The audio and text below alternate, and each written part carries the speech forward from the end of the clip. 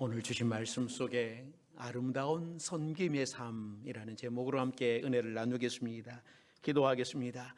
사랑과 은혜가 많으신 하나님, 오늘도 우리를 말씀 앞으로 불러주시사 하나님 경배하게 하시니 감사드립니다. 이 시간도 우리에게 말씀하여 주시사 말씀을 따라 살아가기로 결단하는 시간 되도록 성령께서 함께하여 주시옵소서.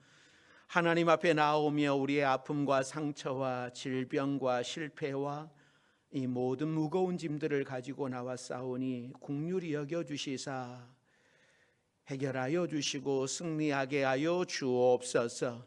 예수님의 이름으로 기도드립니다. 아멘.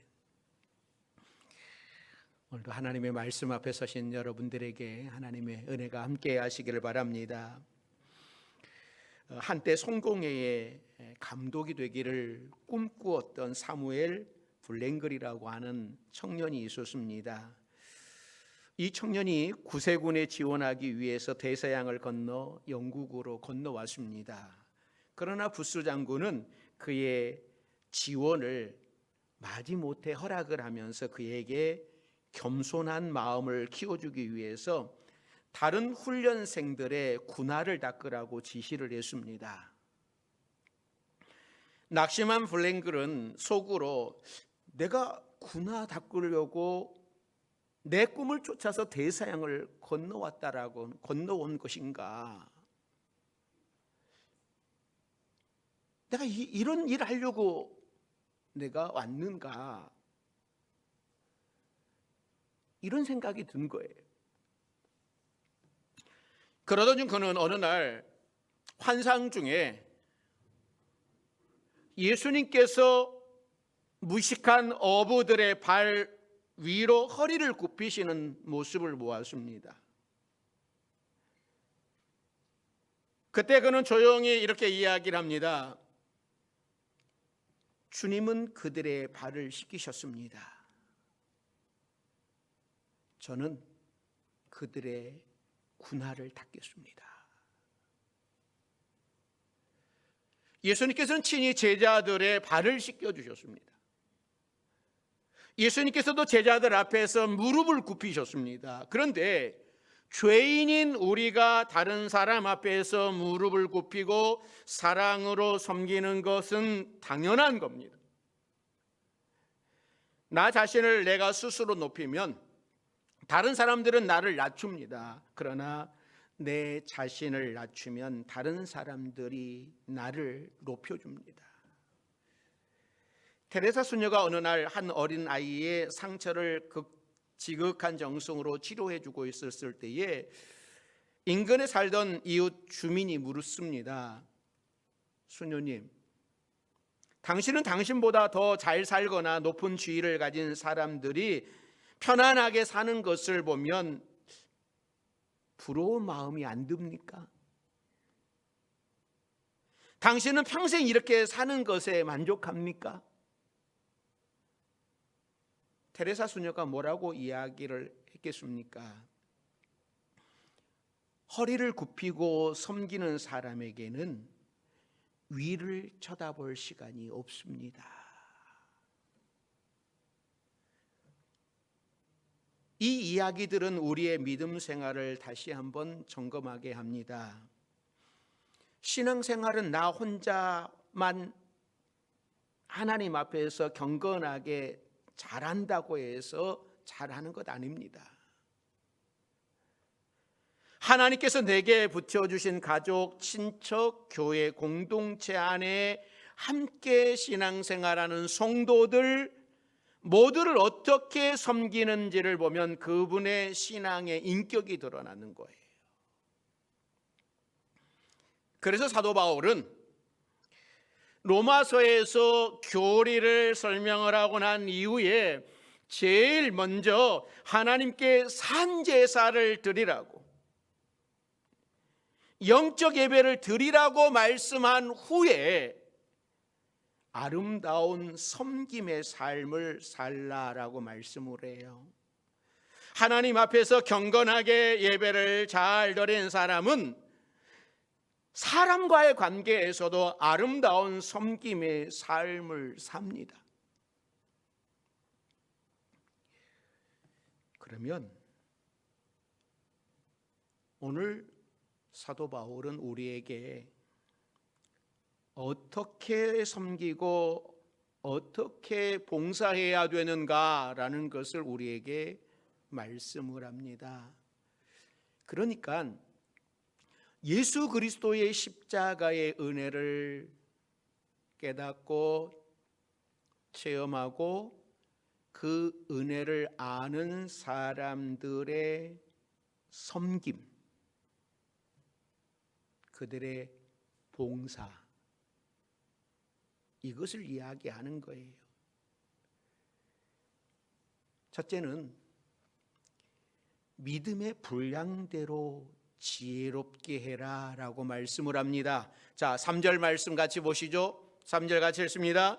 내게 주신 은혜로 말미암아 너희 각 사람에게 말하노니 마땅히 생각할 그 이상의 생각을 품지 말고 오직 하나님께서 각 사람에게 나누어 주신 믿음의 분량대로 지혜롭게 생각하라. 교회 안에는 여러 부류의 사람들이 모여 있습니다. 남녀노소, 빈부귀천, 취미, 특기, 직업, 사업, 여러 가지 모든 것들을 초월하여 모였어요.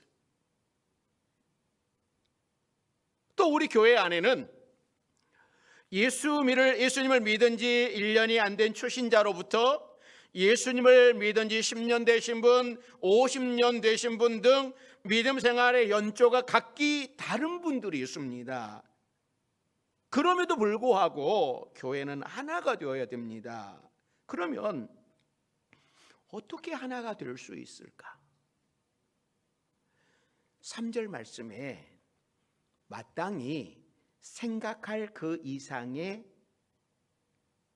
생각을 품지 말고, 이게 여러분 무슨 말이겠습니까?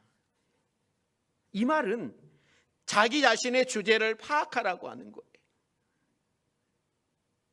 소크라테스가 네 자신을 알라라고 이야기한 것처럼 자기 자신의 부족함을 정확하게 알 때 교회에서 큰 소리 치지 않고 교회는 하나가 됩니다. 그러나 자기 자신의 들보를 보지 못하면 교회 내에서 큰 소리가 나오게 되어 있습니다. 또 3절 하반절에 믿음의 분량대로라고 하는 중요한 말씀이 나옵니다. 그러니까 이 말씀에 의하면 교회 내에 믿음의 정도가 다른 사람들이 있다고 하는 것을 알 수 있습니다. 믿음이 다 똑같은 것 아닙니다. 베이비와 같은 우유만 쪽쪽 빨고 있는 사람, 이런 신생아 성도도 있어요. 겨우 걸음마 단계인 한 살 박이 신자도 있습니다. 또 다름질 치는 건전한 청년과 같은 성숙한 성도도 있습니다. 우리의 믿음이 직분으로 믿음이 나타나지 않습니다. 우리는 종종 평가를 합니다. 직분으로 평가를 해요. 그러니까 직분이 있으면 믿음이 성숙한 것 같은 그런 생각이 들죠. 그래서 시험에 드는 겁니다. 직분을 가지고 있는 분이 왜 저렇게 신앙생활 하는가, 여러분 그걸 가지고 시험 들지 마십시오. 직분을 가지고 있기는 있는데 믿음이 아직 어린 거예요.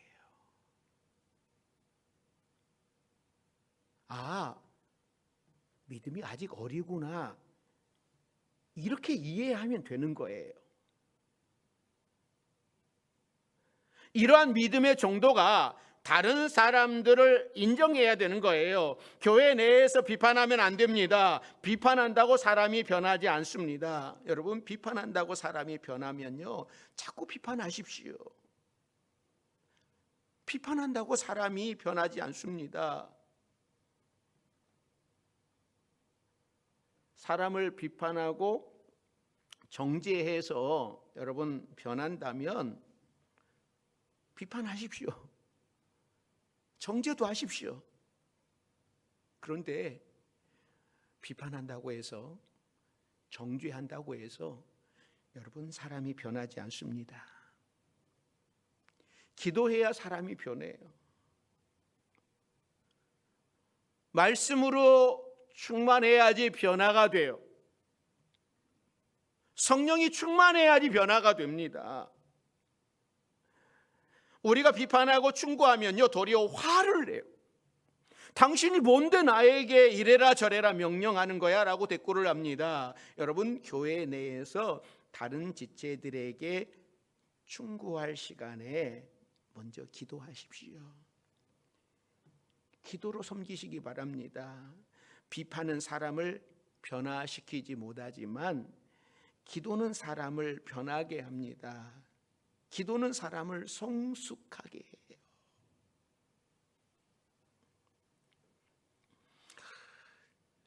두 번째는요, 은사대로 봉사를 해야 됩니다. 자, 6절 말씀 같이 봅니다. 6절 같이 읽습니다. 우리에게 주신 은혜대로 받은 은사가 각각 다르니 혹 애언이면 믿음의 분수대로. 그러니까 우리에게 주신 은혜대로 받은 은사가 각각 다르니, 여러분, 은혜는 하나예요. 받은 은혜는 같지만 은사는 다 다른 겁니다. 우리는 다양한 은사를 하나님께로부터 받았습니다. 그러나 은사가 다르다고 차별이 있는 것은 아닙니다. 과거 고린도 교회의 교인들은 은사에 차별이 있는 줄 알고 서로 자기가 받은 은사를 자랑하면서 교회 내에 다툼이 있었습니다. 그러나 은사는 구별이 있어도 차별은 없는 거예요. 사람의 성격이 다 다른 것처럼 하나님께로부터 받은 은사도요, 다 다른 거예요. 6절 하반절부터 8절을 보면 7가지 은사가 나와요. 첫째는 이 애언의 은사란 앞날을 미리 알아맞히는 것을 의미하지 않습니다. 이 애언의 은사라고 하는 것은 오늘날로 말하면 말씀을 잘 선포하는, 즉 설교하는 은사예요. 두 번째, 섬기는 은사란 주도적인 역할은 아니지만 뒤에서 조력하는 은사, 뒤에서 말없이 이렇게 도와주는 은사. 세 번째, 가르치는 은사는 남을 설득시키는 것을 이야기합니다.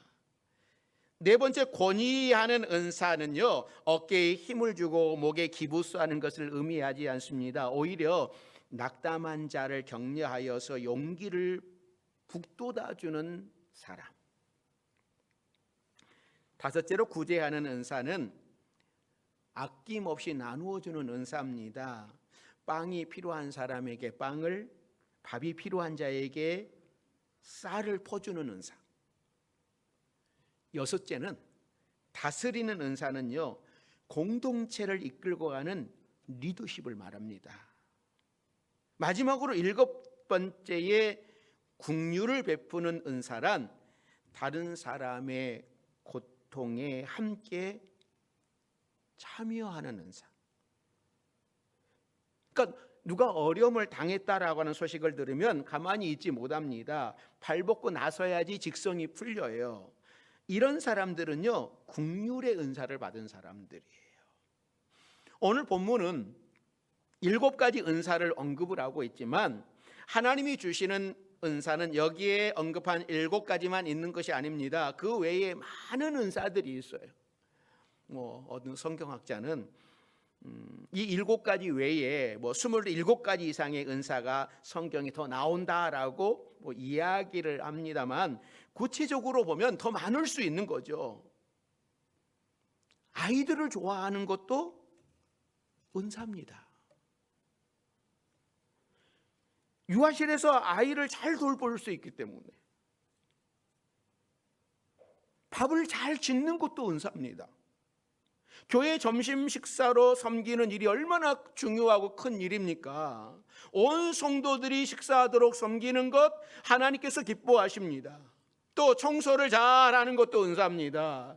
주님의 몸인 교회를 청결하게 할 수 있기 때문이죠. 또 꽃을 좋아하는, 꽃꽂이를 하는 분들도 은사죠. 교회를 아름답게 장식할 수 있기 때문에, 이와 같이 우리에게 주어진 은사는요 다 달라요. 또 어떤 분은 은사가 여러 가지예요. 그러니까 여러 가지로 섬길 수 있으니 더 좋은 겁니다. 왜 나는 여러 가지, 나만 이렇게 여러 가지를 해야 되나가 아니라, 주님을 위해서 여러 가지로 쓰임 받는다라고 하는 것이 여러분 얼마나 감사합니까? 또 어떤 분들은요, 나는 특별한 은사가 없다. 아무리 생각을 해봐도요, 하나님께서 나에게 어떤 은사를 주셨는지 잘 모르겠다. 이런 생각을 가지고 계신 분들도 계시는데요, 여러분, 남을 섬길 수 있다면 은사예요. 내게 주신 은사가 무엇인지 생각을 해보시고 사랑으로 섬기는 여러분들이 되시기를 바랍니다. 우리 주님께서는 우리 모두에게 다 은사를 주셨어요. 안 준 사람은 아무도 없습니다. 그 은사를 여러분 묻어두지 마시고, 땅속에 묻어두지 마시고 그 은사를 활용하는 여러분들이 되시기를 바랍니다. 세 번째는요, 사랑으로 봉사해라 라고 말씀을 해요. 자, 9절 10절 말씀 같이 봅니다. 사랑에는 거짓이 없나니 악을 미워하고 선에 속하라. 형제를 사랑하여 서로 우애하고 존경하기를 서로 먼저 하며. 은사는 사랑으로 행할 때에 가치가 있는 겁니다. 예수님께서 이런 말씀을 해요. 요한복음 13장에 보면, 너희가 서로 사랑할지니.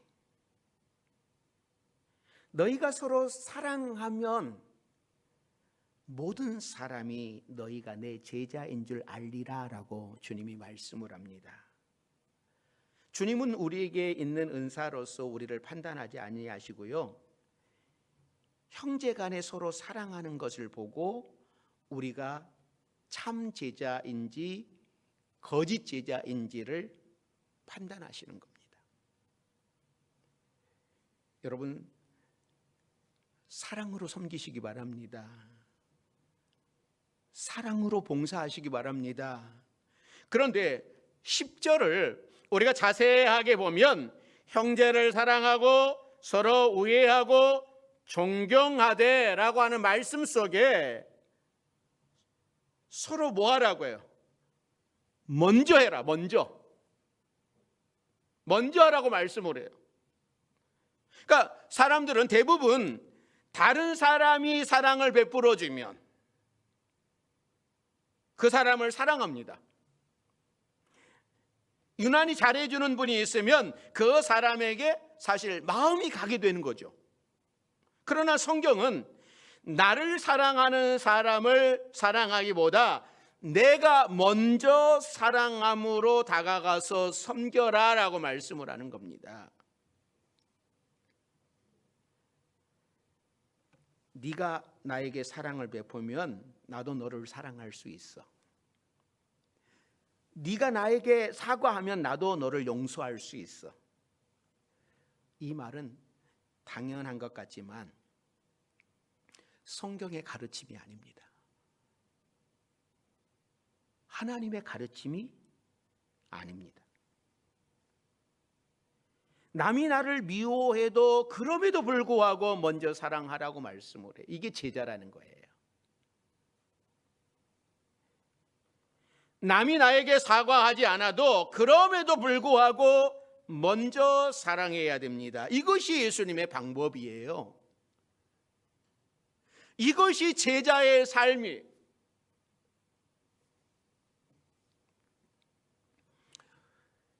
세계 2차 대전이 끝났습니다. 독일의 대학생들이 여러 명이 영국으로 건너갔습니다. 이 독일군의 폭격에 파괴된 영국의 어떤 교회를 재건하는 일에 자원봉사하기 위해서 떠났습니다. 교회 앞뜰에는 예수님의 동상이 서 있었어요. 그런데 동상이 세워질 때는 예수님이 두 팔을 벌리고 있는 그런 모습이었습니다. 그 동상 밑에는 이런 글귀가 적혀 있었습니다. 내게로 오라. 그런데 예수님의 두 팔이 독일군의 폭격에 의해서 완전히 잘라져 나가버렸어요. 그래서 사람들이 의논을 했습니다. 이 동상을 어떻게 하면 좋겠는가? 그들은 이런 결론을 내렸습니다. 예수님의 두 팔이 잘려진 채 그대로 동상을 세우기로 했어요. 그 대신 밑에 적혀져 있는 글귀를 이렇게 바꾸었습니다. 그리스도께서는 이제 우리의 손들만을 가지고 계실 뿐입니다. 예수님은 자신의 모든 것을 다 바쳐서 우리에게 섬겨주셨기 때문에 이제는 우리가 예수 그리스도의 손이 되고 예수 그리스도의 발이 되고 예수 그리스도의 음성이 되어서 예수님의 섬김을 이어받겠다라고 하는 그런 뜻이었습니다. 사랑하는 성도 여러분, 예수님은 자신의 몸 버려 피 흘려 우리를 섬겨주셨습니다. 우리도 예수님의 제자로서 아름다운 섬김의 삶을 살아갈 수 있기를 바랍니다. 네 번째는요, 열심히 섬겨야 되는 거예요. 자, 11절 말씀 같이 봅니다. 11절 같이 읽습니다. 부지런하여 게으르지 말고 열심을 품고 주를 섬기라. 성도들은요, 누구보다도 부지런해야 됩니다. 우리들은 집안일뿐만 아니라 회사 일을 하시는 분들도 많고 또 교회 봉사까지 해야 하기 때문에 남들보다 배나 더 열심히 살아야 돼요. 그러나 평소에 부지런한 것 외에는 주님을 섬기는 일에 열심을 품어야 됩니다. 세상 일을 열심히 하는 것도 좋지만 주의 일에 열심을 낼 때에 하나님 나라의 상급이 쌓여요. 주님이 기뻐하십니다. 폴란드의 히틀러 정권, 나치 정권이 폴란드를 점령하고 있을 때입니다. 그때 이 젊은이들이 레지스탕스를 만들어서 저항운동을 했어요. 나라를 되찾기 위해서 정의를 위하여 지하에서 조직적으로 저항운동을 하다가 많은 청년들이 잡혀서 죽었습니다. 한 번은 레지스탕스 청년들이 붙들려서 트럭에 실려서 사형장으로 가고 있는데 그 안에 레지스탕스가 아닌 장사치 한 사람이 함께 붙들렸습니다. 그러니까 사람들을 마구잡이로 잡아들이다 보니까는 잘못 붙들려 들어온 거예요. 그런데 그 사람이 하는 이야기가 나는 죄 지은 게 없습니다. 나는 레지스탕스가 아닙니다. 나는 그저 다만 여기저기 다니면서 장사를 했을 뿐이지 나는 아무 일도 한 일이 없습니다. 라고 자기 사정을 막 이야기를 했어요. 그러자 레지스탕스 한 청년이 그에게 이런 이야기를 합니다. 맞아요. 당신은 나라를 위하여 아무 일도 하지 않았으니 죽어야 마땅하오. 여러분, 아무 일도 하지 않았다라고 하는 것이 죽어 마땅한 죄가 된다라고 하는 것을 알아야 됩니다. 미워하지 않는다고 죄 짓지 않았다고 할 수 없습니다. 사랑하지 않으면 그것이 죄예요. 아무 일도 하지 않고 가만히 있었다고 나쁜 짓을 하지 않았기 때문에 죄 짓지 않았다고 할 수 없습니다.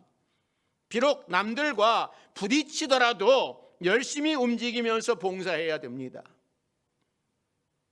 헌신해야 됩니다.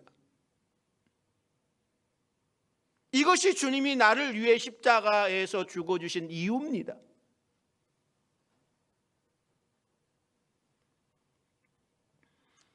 두 달란트, 5달란트 받은 종들처럼 열심히 뭔가를 해서 남겨야 돼요. 1달란트 받은 종은요, 아무것도 하지 않았습니다. 도둑질하지도 않았습니다. 주인이 맡겨준 거 그거 손해보지도 않았습니다. 그래서 그 주인에게 그대로 갖다 줬어요. 그랬더니 주님이 뭐라고 말씀을 합니까? 이 악하고 게으른 무익한 종이라고 책망을 했습니다. 사랑하는 성도 여러분, 우리가 아무것도 하지 않으면 악하고 게으르고 무익한 종이라고 책망을 받게 되는 거예요. 그러므로 열심히 섬기십시오. 열심히 봉사하십시오. 열심히 헌신하십시오. 사랑하는 성도 여러분, 모든 것이 다 하나님의 은혜입니다. 우리는 하나님의 것을 가지고 살아가는 사람들입니다. 겸손하게 하나님을 섬기십시오. 하나님께서는 우리 각자에게 주신 믿음의 분량이 있습니다. 하나님께서 우리에게 어떠한 직분을 주셨든지 이 직분에 최선을 다해 충성을 해야 됩니다. 작은 것 하나라도 소홀히 여기지 않고 최선을 다하십시오. 우리는 예수 그리스도 안에서 한 피 바다 한 몸 이룬 형제요 자매들입니다. 서로 아껴주면서 사랑하면서 존경하면서 협력하면서 기쁨으로 섬길 수 있는 여러분들이 되시기를 바랍니다. 언제나 아름다운 섬김의 삶을 살아가는 성도들이 있는 교회, 얼마나 멋있는 교회입니까? 예수 그리스도의 십자가의 은혜를 알고 섬기는 사람들이 있다고 하는 것은요, 아름답다라는 말이에요. 자기밖에 모르고 나만 잘 되면 되고 나만 상처 안 받으면 되고가 아니라 먼저 사랑하는 거예요. 먼저 다가가는 거예요. 이게 아름다운 섬김의 삶입니다.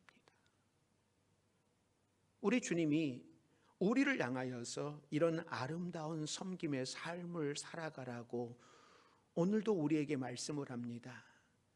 지금까지 살아온 삶을 뒤돌아봐라. 이렇게 아름다운 섬김의 삶을 살아가고 있는지 오늘 우리 주님께서 우리에게 물으시고 계시는데, 우리 파주 명성교회 우리 모든 성도들이 이렇게 아름다운 섬김의 삶을 살아갈 수 있는 우리 모두가 되기를 주의 이름으로 축원합니다. 기도하겠습니다. 사랑과 은혜가 많으신 하나님, 우리 주님께서 우리를 위하여 십자가에서 물과 피를 흘리시며 우리에게 아름다운 섬김의 본을 보여주셨습니다. 또한 우리에게 너희도 아름다운 섬김의 삶을 살아가라고 우리에게 부탁하셨습니다. 그래서 누구든지 나를 따르려거든 자기의 십자가를 지고 나를 따르리라고 우리 주님이 말씀하셨는데, 우리 파주명성교회 모든 성도들이 주님을 따라 아름다운 섬김의 삶을 살아가기로 결단하게 하여 주옵소서. 예수님의 이름으로 기도드립니다. 아멘.